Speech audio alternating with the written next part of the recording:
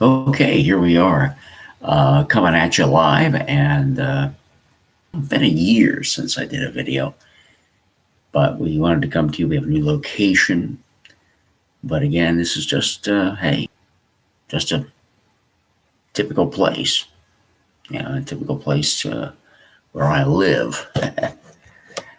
I'll turn you see the file folders on the other side of the room here, but perhaps I look a little bit funny. I might make in the light, out of the light. Maybe I'm looking better this way. But good to be with you and good to speak out tonight. And I hope that you'll find the right thing to do, because that's what I try to do. I try to find that next right thing to do. I thought maybe a live video would be in order. Give it a try. I don't do fancy videos at this point, although I guess I could. I could I'm not really trying to build a business here or make money on YouTube. Heck, I figure if I actually spoke the way I really like to speak, perhaps, we wouldn't be on YouTube. Maybe they'll censor you off, or censor me off. But regardless, I think I have something positive to say. I don't want to be angry. I don't want to be negative towards other people. I want to be positive in the direction of what I'm for. The world has a lot of sobriety in it, I guess, for some folks, but also has a lot of intoxication in it. People very angry, wanting to fight each other, being bitter, angry, seeing all the evil in others. And, well, I don't know how to explain it. I guess I'll explain it this way. Keep my own side of the street clean. Can I do that? Can I sort of sweep up things in my life that aren't right, and not be so angry with other folks and figure they're the problem? I'm grateful that I have this opportunity just to be sober, be sane right now. I think in a previous life, I wasn't. Somebody said to me that, well, you're acting like a drunk, an alcoholic, years ago, and I wouldn't have believed them back then, but a few decades later, yeah. I definitely am drunk and I need to get sober. So that's the ongoing challenge, to get sober. But yeah, I do make comments on certain channels. Fellow running for governor out in Idaho right now is an independent, Ammon Bundy. And he is a member of the Church of Jesus Christ of Latter-day Saints, the Mormons. Yeah. When I was a child, I used to really be angry with people like that, angry with other religious faiths. And the Church of Jesus Christ of Latter-day Saints, a.k.a. the Mormons, yeah, I used to be angry with them. Well, now I'm not angry with them anymore. Heck, I see, I think, at all the people in that church, even the ones that might be a little, different politically. I don't know. You got Mitt Romney. Yeah, well, I know a lot of people don't like Mitt Romney. Maybe I don't like Mitt Romney when it comes to politics, but I think there is something to be said for, faith, and there's something to be said for sobriety and sanity in one's presentation.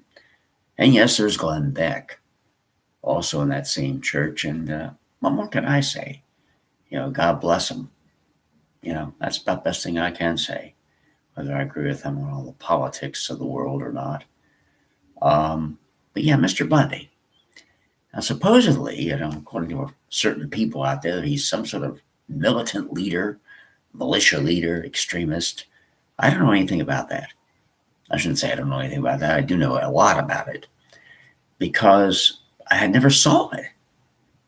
In 2016 at that wildlife refuge out in Oregon, he showed up and walked in there, and the feds knew he was coming. They unlocked the doors and everything and let him in. Wanted to get him into the trap there, but that's how they operate. They have the informants. They find out what's going to happen in advance, and they lay the trap, whether it's January 6th or, in Oregon in January of 2016. But no, he was there on, I think the first day was Sunday. It was a Sunday in January. Guess that would have been, yeah, early January. Heck, the weekend of January 2nd, January 3rd, 2016. And yeah, a bunch of people in uniforms and militia outfits show up with guns, the usual 3%er, Oath Keeper type crowd. Maybe we call them Proud Boys, the groups with all like FBI informants in them. And well, Mr. Bundy walks over and asks them to leave. The people with all the guns and again, no interest in a violent confrontation. But of course, he was there on behalf of some men, Dwight and Stephen Hammond, who were in a federal prison. They lit a backfire to protect their property, and they were prosecuted as terrorists by the federal government under one of the post 9/11, terrorism laws in our country. And yeah, it was about the Hammonds. It was about them being in prison. Now, eventually, President Trump pardoned them in 2018, which was a good thing. But Hammonds were put on the map, and what happened to them was wrong by the protest of Ammon Bundy, the Oregon standoff. Of course, as you know, Mr. Bundy was put on trial in Oregon in the fall of 2016. He and other key defendants, leaders of this protest in Oregon, all acquitted. Of course, that meant when the other people were put on trial, they had to rig the trial so they could get guilty verdicts. Well, our federal criminal justice system is rigged so that 98%, there's a 98% conviction rate and all that. So yeah, my heart, the jury figured it out too, in Portland back in 2016. They acquitted Ammon Bundy. And right there and then we should have figured it out. But, this guy is not a terrorist. This guy is not a militia leader. This guy is a nice guy. And that's what I believe. So I wish Mr. Bundy well as an independent candidate for governor, running against the Republican incumbent and the Democrat challenger. Democrats and Republicans, I don't think, like people that sort of get in the way of their politics. And, Dr. Martin Luther King Jr. was such a person because he wanted to change things faster. He wanted to change things faster than the Democrats and Republicans wanted to. And then politicians wanted to when it came to, matters of race and racial discrimination in the country. So the FBI had to end up spying on him and trying to, get him and send him, a tape of himself in a very, a sexual encounter in the hotel room, and the sort of dirty audio, if you will, shipped to his house, in early 1964. That was an election year. The Democrats wanted to send a message to Dr. Martin Luther King, stop protesting, shut down those protests. They did in January, actually, the July of 1964, the Civil Rights Movement decided, there was the Civil Rights Act passed in 1964. They decided, let's have no more protests here.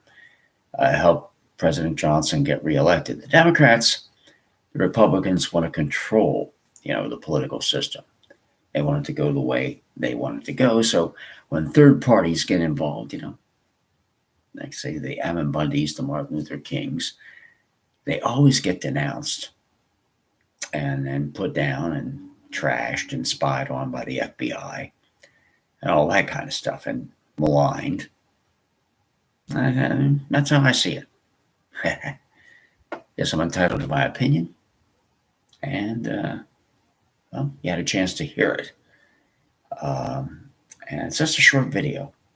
I don't think I need to be a loud person, but I want to express my opinion about something.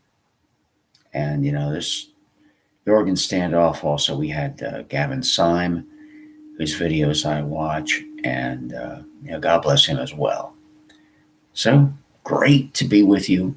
Great to do another live video, and great to maybe talk about a more controversial topic and just saying hello. But, God bless you all. I hope you find the next right thing to do. Hope you stay sober. And that might mean a lot of things. Adult beverages and watching what we're eating, watching what we're looking at. And so, doing the next right thing. Because there's so many ways that you can get drunk, and maybe more than you realize. Stay sober, stay safe. Have a good night. Good night. God bless. Catch you later.